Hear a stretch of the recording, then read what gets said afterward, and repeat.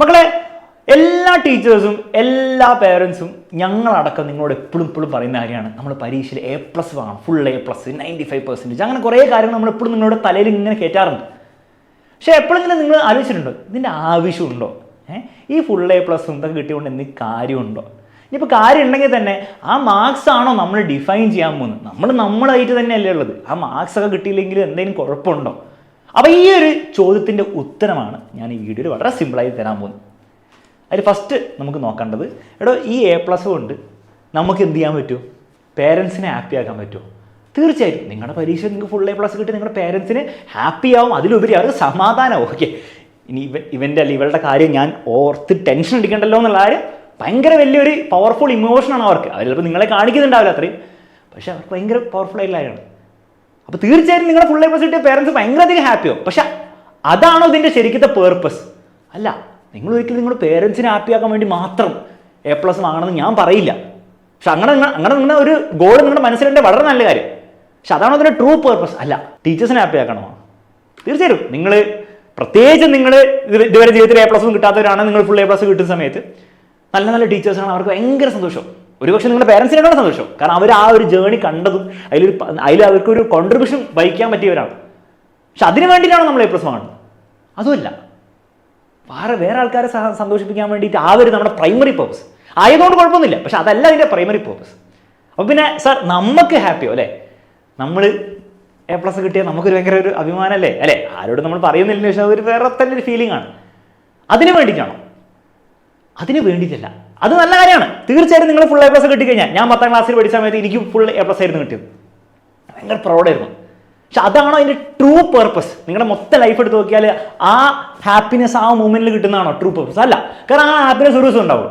കൂടിപ്പോയി നിങ്ങൾക്ക് 2-3 ദിവസം കൂടെ അത് ഓർത്ത് വെക്കാൻ പറ്റും. പിന്നെ എല്ലാവരും മറന്നു. ആ ഹാപ്പിനെസ് നിങ്ങൾക്ക് ഉണ്ടാവില്ല. അപ്പോൾ ഹാപ്പിനെസ്സിന് വേണ്ടി നിങ്ങൾ A+ വാങ്ങണ്ട. കാരണം അത് 1-2 ദിവസമുള്ളൂ. അതിനെ നമ്മൾ മറന്നു. സാർ ഇതൊന്നല്ല, എനിക്ക് മനസ്സിലായി, ഇതൊക്കെ ഇങ്ങനെ ഹാപ്പി അല്ലേ. സംഭവം വളരെ ഫാക്റ്റാണ്. ഫാക്റ്റ് എന്താണ്?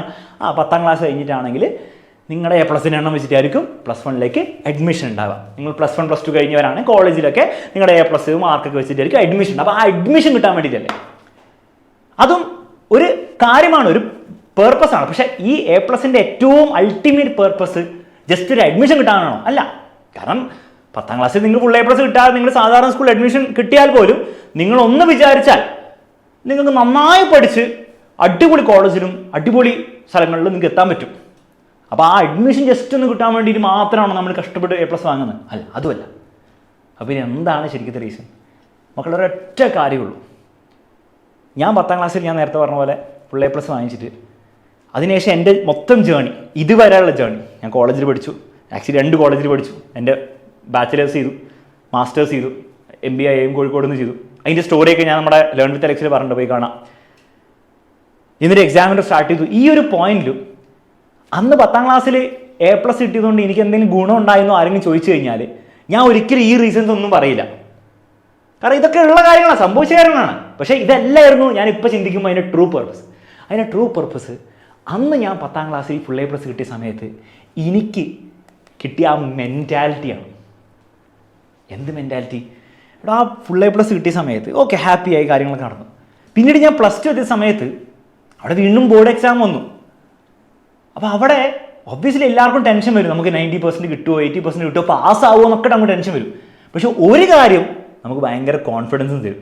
അതായത് ഇതുപോലത്തെ സിറ്റുവേഷൻ നമ്മൾ കണ്ടിട്ടുണ്ട് 10ാം ക്ലാസ്സിൽ.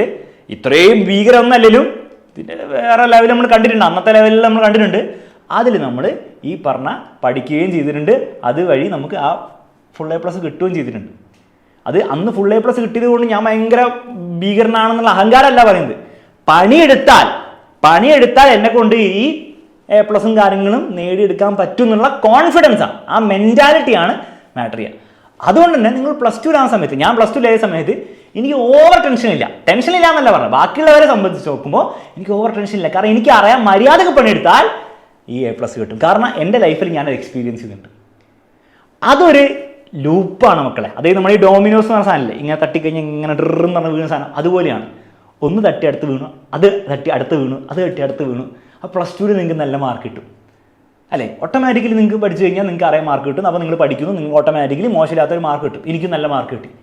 ആ ഒരു കോൺഫിഡൻസ് അടുത്ത കാര്യത്തിലേക്ക് നിങ്ങൾ കോളേജിൽ എത്തുമ്പോൾ, അത് കഴിഞ്ഞ് ഞാൻ കാറ്റ് എക്സാം എഴുതുമ്പോൾ, IIM കയറാൻ വേണ്ടി കാറ്റ് എക്സാം എഴുതുമ്പോൾ എനിക്കുള്ള കോൺഫിഡൻസ് ഓക്കെ നമ്മളിതൊക്കെ ചെയ്തിട്ടുണ്ട് മാത്രമല്ല അന്നൊക്കെ ഹാർഡ് വർക്ക് ചെയ്ത് അതിൻ്റെ എഫക്റ്റും ഉണ്ടായിട്ടുണ്ട്. അത് അതുപോലെ തന്നെ ഹാർഡ് വർക്ക് ചെയ്താൽ മതി, അതിൻ്റെ എന്തെങ്കിലും നല്ല രീതിയിൽ ഭയങ്കര മോശം എഫക്റ്റ് എന്തായാലും വരില്ല എന്നുള്ള കോൺഫിഡൻസ് ഉണ്ടാവും. ആ ഒരു മെൻറ്റാലിറ്റി ഉണ്ടാവും. ആ മെൻറ്റാലിറ്റി ആയിരിക്കും നിങ്ങളുടെ ലൈഫിൽ ഹെൽപ്പ് ചെയ്യാൻ പോകുന്നത്. ആ മെൻറ്റാലിറ്റി നിങ്ങൾ കോൺഫിഡൻസ് തരും മാത്രമല്ല, നിങ്ങൾ ആ ഒരു മെൻറ്റാലിറ്റി ഉള്ളതുകൊണ്ട് തന്നെ നിങ്ങൾ കൂടുതൽ വർക്കും ചെയ്യും. കാരണം പലപ്പോഴും കുട്ടികൾക്ക് പ്രശ്നം വരുന്നത് ഈ കോൺഫിഡൻസ് ഇല്ലായ്മ കൊണ്ട് അവർ പണിയെടുക്കില്ല, പഠിക്കില്ല. കാരണം കിട്ടില്ലല്ലോ മാർക്ക്, ഇതിനെ നമ്മൾ കുറേ കഷ്ടപ്പെടുന്നത്. പക്ഷേ ഈ കോൺഫിഡൻസ് വരുന്നുണ്ട്, ചിലപ്പോൾ ഫേക്ക് കോൺഫിഡൻസും കൂടെ ആയിരിക്കും ചിലപ്പോൾ, വലിയ കാര്യമൊന്നും ഉണ്ടല്ലോ. പക്ഷേ എങ്കിൽ പോലും ആ മെൻറ്റാലിറ്റി, ആ കോൺഫിഡൻസ് ഉള്ളതുകൊണ്ട് നമ്മൾ കൂടുതൽ പണിയെടുക്കും. കാരണം നമുക്കറിയാം ആ കോൺഫിഡൻസ് പറയുന്നത് എന്താണ്, കൂടുതൽ പണിയെടുത്ത മാർക്ക് കിട്ടുന്നു. അപ്പോൾ നമ്മൾ ഓട്ടോമാറ്റിക്കലി കൂടുതൽ പണിയെടുക്കും. അങ്ങനെ ഓട്ടോമാറ്റിക്കലി നമുക്ക് മാർക്കും എന്ത് കാര്യങ്ങളിലും നമുക്ക് എക്സൽ ചെയ്യാൻ പറ്റും. അപ്പോൾ ആ ഒരു എക്സലൻസിന് വേണ്ടിയിട്ടാണ്, ആ ഒരു എക്സലൻസിന് വേണ്ടിയിട്ടുള്ള മെൻറ്റാലിറ്റി നിങ്ങളുടെ ലൈഫിൽ ആദ്യമായിട്ട് നിങ്ങൾക്ക് ഉണ്ടാക്കാൻ പറ്റുന്ന എവിടെ നിന്നാണ്? നിങ്ങളുടെ സ്കൂളിൽ നിന്നാണ്. ആ ഒരു കാര്യത്തിന് വേണ്ടിയിട്ടായിരിക്കണം നിങ്ങളുടെ പ്രൈമറിൽ നിങ്ങൾ ഈ A+ വേണ്ടി വർക്ക് ചെയ്യുന്നത്. ഓബ്വിയസ്ലി മറ്റുള്ള കാര്യങ്ങൾ നിങ്ങൾക്ക് ചിന്തിക്കാം, അതൊക്കെ ഒന്നും ഇമ്പോർട്ടൻ്റ് അല്ല എന്നല്ല ഞാൻ പറയുന്നത്. പക്ഷേ നിങ്ങളുടെ ലൈഫിൽ ഏറ്റവും യൂസ്ഫുൾ ആകാൻ പോകുന്നത് ഞാൻ ഈ പറഞ്ഞ കാര്യമായിരിക്കും. ഈ വീഡിയോയിൽ പറഞ്ഞ കാര്യം തലയിൽ കയറിയിട്ടുണ്ടെങ്കിൽ കമൻറ്റ് ബോക്സിൽ ഒരു കമൻറ്റെങ്കിലും ഇടുക. നമുക്ക് മറ്റൊരു വീഡിയോയിൽ വീണ്ടും കാണാം. Bye bye and take care.